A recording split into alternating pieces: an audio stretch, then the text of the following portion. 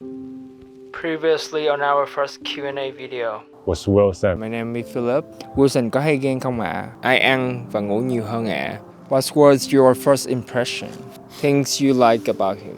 Ai sẽ là người dễ khóc hơn? Me. Điều gì khiến anh và Wilson chọn nhau mà không phải là một ai khác? You wanna cry? What did you say?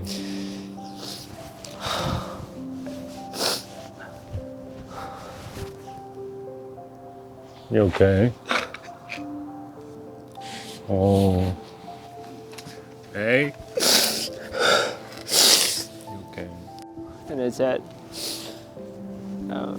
wherever you are, is home to me.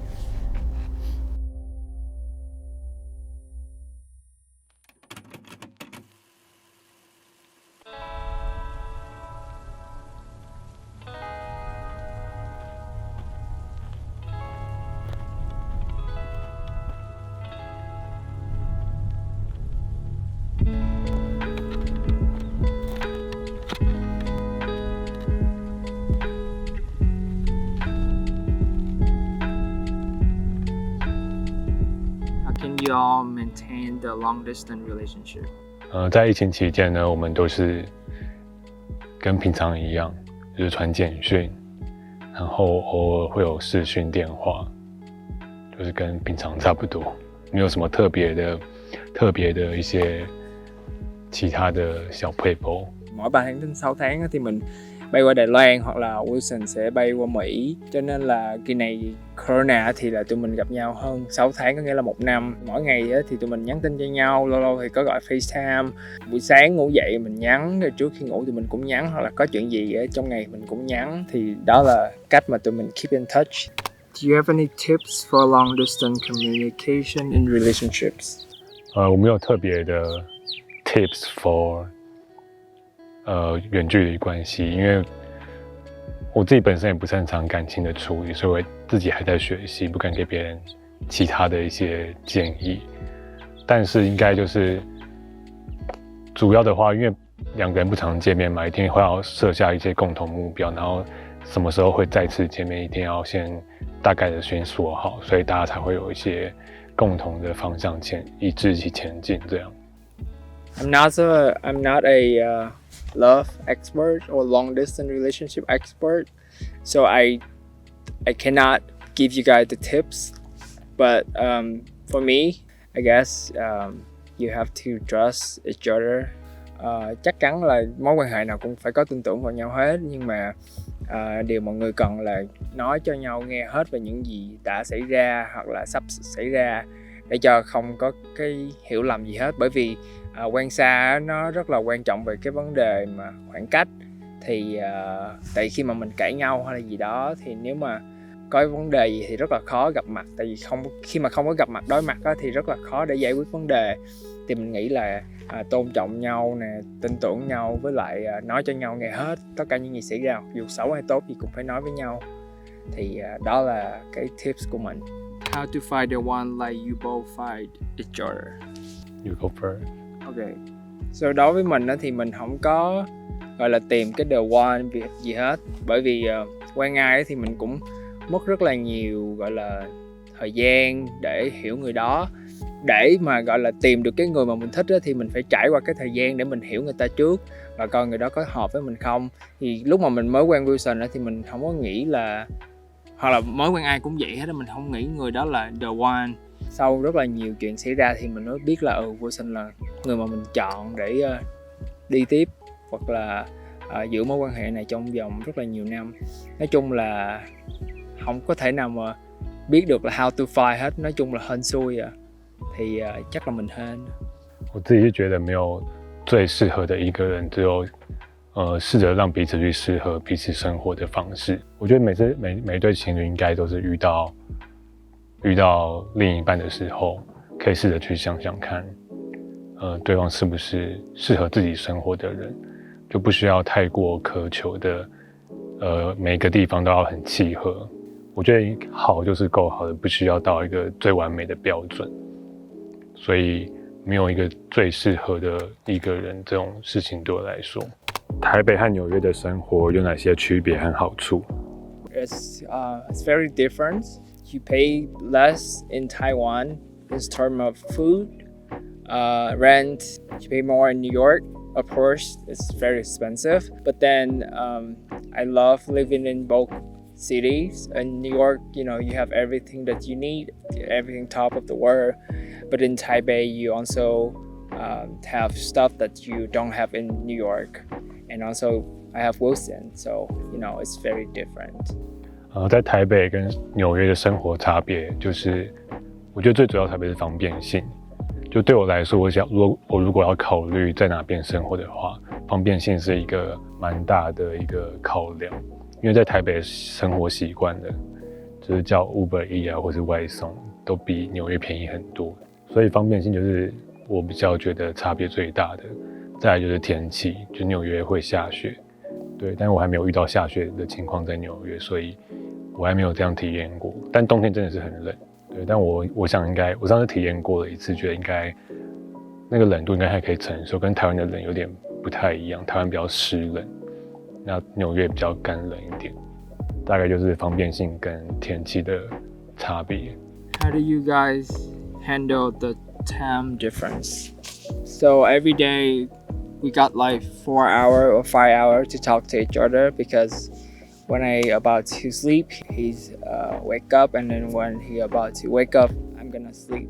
So during that time period, I just try to like talk to him whatever happened to me during the day, and then he try to talk to me if he have a good sleep or he have a nightmare or stuff like that, or whatever he gonna do that day. And it's the same with him, so that's how we handle the time difference. Not sure if I answered that question correctly, but yeah.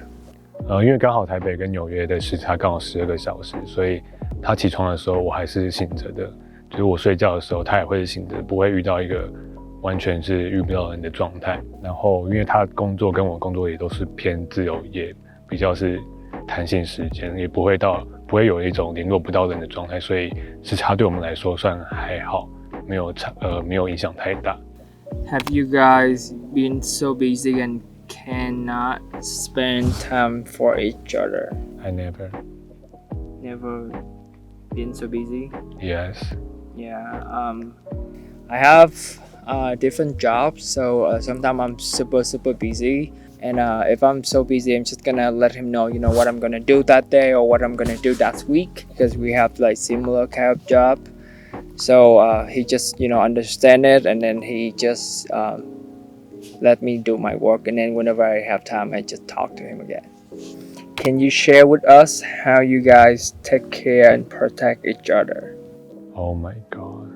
What? Flip is the way too stupid. Everything. He doesn't know how to wear clothes, and easy to get sick because he feels so cold, and then he doesn't have jacket with him. Oh my God. Yeah, I usually underdress or overdress sometimes because I don't look at the weather. Unlike Wilson, he only look at the weather and dress. I need to wear layers because if you feel cold or something, I need to share my clothes with you, and I'm easy to get sick too. Okay. So I think the way I take care of Wilson is that I just need to know what he needs and understand how he is. So you're gonna pay attention to the details that what he like, what he doesn't like, and his health condition. Yeah, that's how I know this stuff, and then that's how I know to take care of him. And then in order to protect him, I don't really protect my boyfriend because he's 28, so he old enough to protect himself. And yeah, I'm independent. yeah, he independent. Khi xảy ra mâu thuẫn thì hai anh giải quyết như thế nào ạ? Slap on his face. Oh my God. See? So abusive. Wilson đó là không có thích mà cãi nhau xong rồi quay lại nói chuyện liền. Thì thường đó là Wilson cần thời gian để cho Wilson tỉnh lại rồi mới nói chuyện. Còn nếu mà Wilson mà đang bực á, mà nhảy vô nói chuyện á, là Wilson sẽ còn bực thêm. Anh á là người nếu như mà có chuyện gì á, thì anh sẽ nói cho rõ ràng và giải quyết liền. Còn Wilson á, thì đợi khoảng một ngày sau hoặc là mấy tiếng sau á mới chịu nói chuyện, chứ không có muốn là mà giải quyết chuyện liền. Thì anh học được cái chuyện đó, cho nên là bây giờ mỗi lần mà cãi nhau hoặc có mâu thuẫn gì á thì anh sẽ đợi cho Wilson nguôi rồi anh bắt đầu mới nói chuyện. Thì nếu mình sai thì mình nhận sai, nếu mình không sai thì mình nói cho người đó biết là mình không có sai. Nhưng mà điều quan trọng nhất anh học được là mặc dù có ở bên cạnh nhau hay không thì nên làm hòa trước khi đi ngủ, để có thể cho người kia ngủ ngon hoặc là mình ngủ ngon để mình còn làm việc của mình nữa. 我比较习惯就是因为不太开心的时候比较是不讲话的类型，所以我就会希望可以独处一下时间，然后情绪过了之后再来好好讲这件事情。但是他一开始的时候比较是要求我，希望可以当下就把事情讲清楚，因为他会觉得会影响到他自己当下的情绪，所以他希望可以把当下的情绪可以处理掉，不要等过一段时间拖了一段时间之后再来处理，这样觉得他可能会没有办法工作啊或者做其他的事情，会影响到他自己。但我个性就是比较没有办法是这样子的人，所以他后来慢慢的有试着去改变这件事情，就比較順着我是過了一段時間之後再討論這件事情。 Cho em hỏi làm thế nào để giữ lửa và tin tưởng lẫn nhau trong một mối quan hệ yêu xa như vậy?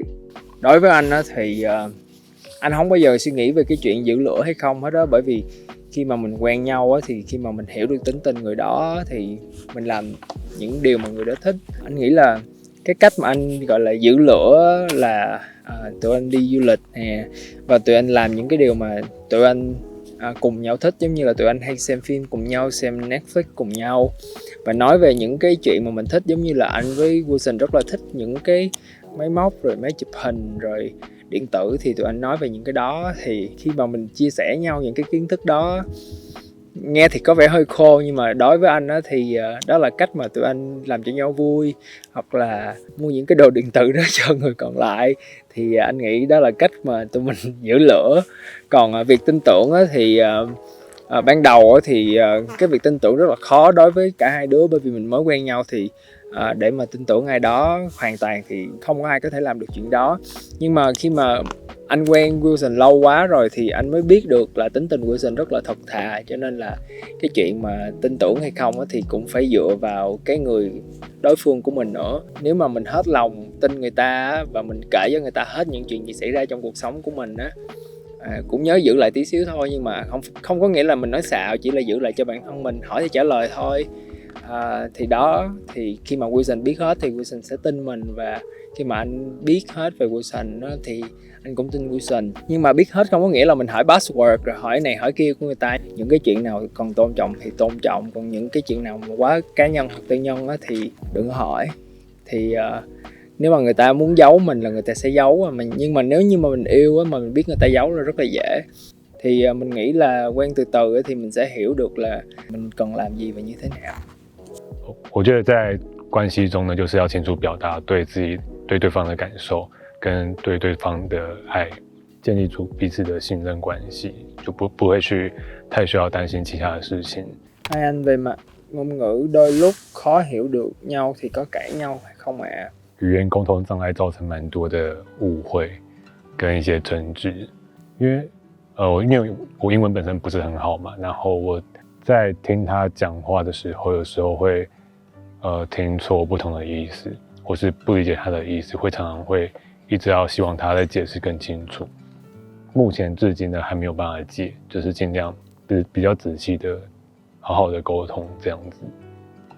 Đối với anh thì về mặt ngôn ngữ thì chắc chắn là có cãi nhau. Dù có là hai người nói cùng một ngôn ngữ đi chăng nữa thì chuyện cãi nhau là chuyện đương nhiên. Cái vấn đề là mình giải quyết như thế nào khi mà mình hiểu lầm như vậy, thì đó mới là quan trọng. Thì nếu mà quen nhiều thì sẽ hiểu tính nhau, thì sẽ không có dễ xảy ra những cái hiểu lầm đó thôi. Em muốn hỏi về cách hai anh đối diện với sự khác biệt về văn hóa, ngôn ngữ trong mối quan hệ. Có điều gì mình cần lưu ý khi yêu một người ngoại quốc không ạ? 文化差異的關係呢還蠻多的，但沒有辦法事前就知道，一直要相處之後，因為每個人就算是不同的國家文化差異，他們每一個人也是生活習慣也不一樣，所以必須真正是要生活過之後才知道每個人的習慣是什麼。其中有一個例子是我自己啊，我媽媽以前就不希望我們吃飯的時候把筷子插在碗上面，对，那个他觉得会有点像拜拜的感觉，有点不礼貌，有点忌讳。我不知道是不是越南人都这样，但是菲利普是他会把筷子就插在碗里面旁边这样子。我就跟他解释，但是他觉得没什么差，就没有，他觉得好像没关系吧，就继续这样做。然后一开始我有点小建议，但是后来我觉得说算了，就是他的文化。后来我觉得没有忌讳太多，我覺得好像也沒有一定要就是強加在別人的文化上面，就覺得他這樣子的話，我不會這樣就好了。Tụi anh có rất là nhiều sự khác biệt về văn hóa, dĩ nhiên rồi. Giữa Đài Loan và Việt Nam thì cái khác biệt văn hóa cũng không có nhiều lắm. Thường thì những cái sự khác biệt đó sẽ làm mình trở nên mâu thuẫn, nhưng mà mình nên là trước khi mà xảy ra mâu thuẫn thì mình nên hiểu cho người đó là người đó đã không có sinh ra ở cái nước của mình, cho nên là người ta sẽ ứng xử bằng một cách khác nhau, thì mình sẽ nói cho người đó hiểu. Thì nói chung là quen nhiều, nói nhiều, cho nhau hiểu nhiều thì sẽ không có những mâu thuẫn xảy ra thôi. Nếu như em quen người ngoại quốc thì anh nghĩ là em nên học về cái văn hóa người ta và dạy cho người ta văn hóa của mình, thì từ đó hai người sẽ hiểu nhau hơn và sẽ không có đối diện với cái sự khác biệt nhiều trong cuộc sống. Mấy anh thể hiện tình cảm nơi công cộng không ạ? Và nếu có thì reaction của mọi người xung quanh như thế nào? Ở Việt Nam, ở Đài Loan và ở Mỹ ạ? Tụi anh vẫn thể hiện tình cảm bình thường, những lúc mà mình cần thể hiện tình cảm. Nhưng mà anh với Wilson, tụi anh không có thích là thể hiện quá nhiều ở ngoài, nhưng mà không có làm điên cuồng, điên dại. Tại vì anh thấy mấy cái đó thì hơi nhiều, hơi lố. Thì mình chỉ làm vừa phải thôi. Và thật ra thì tụi anh vẫn bình thường bất kỳ đâu anh muốn, chứ không phải là đất nước nào hết. Thì ở Mỹ thì tự do thoải mái rồi, cho nên là mọi người cũng chẳng có quan tâm. Ở Đài Loan thì người ta cũng vậy luôn. Anh nghĩ là Đài Loan người ta cũng rất là dễ dãi. Còn ở Việt Nam thì có một lần anh ở Đà Lạt thì anh ôm Wilson.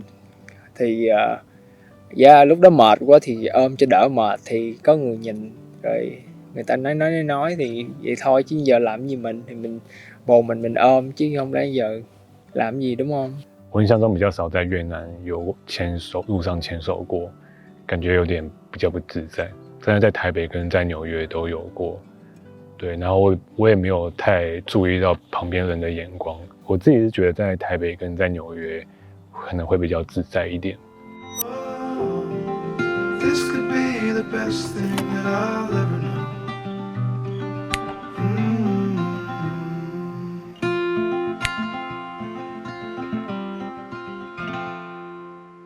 Câu hỏi này là câu hỏi được rất là nhiều người hỏi quá trời quá đất luôn. Đó là câu hỏi How did you guys meet?